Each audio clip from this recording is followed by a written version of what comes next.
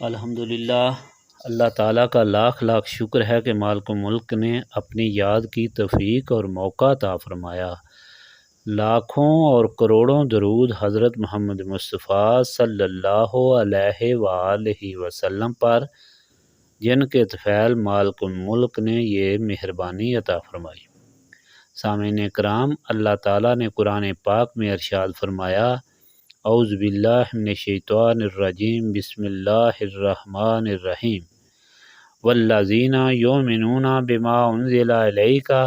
وما انزل من قبلک وبالآخرۃ ھم یوقنون، اولئک علی ھدی من ربہم واولئک ھم المفلحون۔ اور جو لوگ ایمان لاتے ہیں اس پر جو آپ صلی اللہ علیہ وآلہ وسلم پر نازل کیا گیا، یعنی اس قرآن پاک پر، اور جو آپ صلی اللہ علیہ وآلہ وسلم سے پہلے نازل کیا گیا، یعنی باقی آسمانی کتب اور صحیفے، اور جو آخرت پر یقین رکھتے ہیں، یہی لوگ ہدایت پر ہیں، نجات پانے والے بھی ہیں۔ یعنی مومنین کی تعریف مکمل ہو گئی۔ صرف نماز پڑھنے اور خرچ کرنے سے کوئی مومن نہیں ہوتا جب تک اللہ تعالیٰ کے سارے ارشادات پر یقین نہ کرے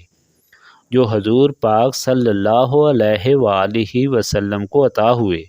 اور جو حضور پاک صلی اللہ علیہ وآلہ وسلم سے پہلے نبیوں پر نازل ہوئے، کیونکہ یہودیوں کو جب ایمان لانے کی دعوت دی گئی تو وہ کہتے تھے کہ ہم بعض ارشادات پر تو ایمان لاتے ہیں، بعض پر نہیں۔ اللہ تعالیٰ نے فرمایا کہ مسلمانوں اور مومنوں کی کیفیت اس سے جدا ہے،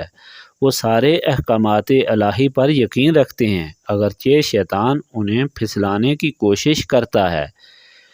یہاں یہ مغالطہ نہ ہو کہ موجودہ تورات اور انجیل بھی ایمان کا جزو ہے، یہ بدل چکی ہیں، جس کا الگ موضوع ہے اور اس کے لیے الگ وقت کی ضرورت ہے۔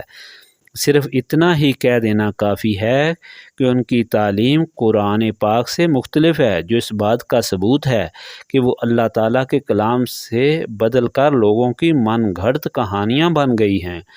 یہودی اس وقت بھی جو آیات تورات سے پڑھتے وہ ان کے مطلب کے خلاف ہوتی تھی اور اس پر ہاتھ رکھ کر پڑھتے تھے تاکہ کسی کو معلوم نہ ہو۔ حضور پاک صلی اللہ علیہ وآلہ وسلم کے سامنے رجم کے متعلق حکم پر ہاتھ رکھ کر یہودی عالم نے پڑھا تو حضرت عبداللہ بن سلام جو پہلے یہودی تھے انہوں نے روکا اور ہاتھ ہٹایا تو رجم کا حکم نکلا۔ آخر میں حکم ہے کہ سب ایمان رکھتے ہو اور عمل کرتے ہو، مگر آخرت پر ایمان رکھنا بھی ضروری ہے، اس لیے کہ جب تک یہ یقین نہ ہو کہ جو کچھ ہم کر رہے ہیں ایک دن مالک کے سامنے پیش ہو کر اس کا جواب بھی دینا ہے تو سارے اعمال بے معنی ہو جاتے ہیں۔ یہی وجہ ہے کہ 10 آدمی دھوکے میں ہیں۔ وہ جس کو یقین ہے کہ میرا خالق اللہ تعالیٰ ہے پھر بھی وہ اس کی عبادت کرنے سے قاصر ہے، جسے یقین ہے کہ میرا رازق اللہ تعالیٰ ہے مگر وہ اس سے غیر مطمئن ہے،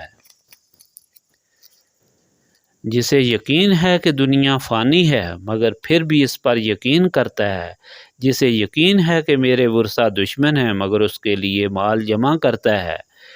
جسے یقین ہے کہ موت ہرگز نہیں چھوڑے گی مگر اس کی تیاری نہیں کرتا، جسے یقین ہے کہ آخر قبر میں رہنا ہوگا مگر اس کی تیاری نہیں کرتا، جسے یقین ہے کہ اللہ تعالیٰ پائی پائی کا حساب لے گا مگر حساب درست نہیں رکھتا،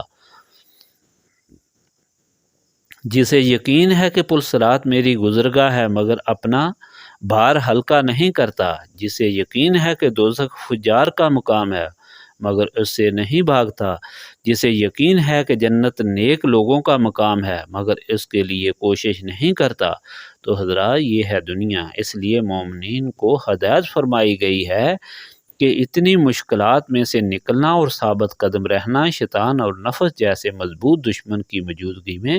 بہت مشکل ہے۔ صرف ایک ہی طریقہ ہے،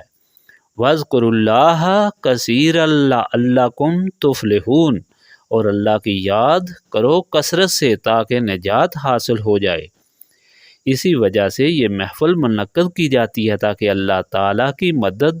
اور فضل سے ہم سارے مراحل حکم ربانی کے مطابق طے کر کے ہدایت یافتہ ہوں اور نجات حاصل کریں۔ اس طرح دونوں جہانوں کے غموں اور رسوائی سے بچیں اور دونوں جہانوں کی خوشیاں اور سرخروئی حاصل ہو۔ یہ مقصد دل میں رکھ کر محفل میں بیٹھیں۔ استغفر اللہ العظیم الذی لا الہ الا هو الحی القیوم واتوب الیہ۔ استغفر اللہ العظیم الذی لا الہ الا هو الحی القیوم واتوب الیہ۔ استغفر اللہ العظیم الذی لا الہ الا هو الحی القیوم واتوب الیہ۔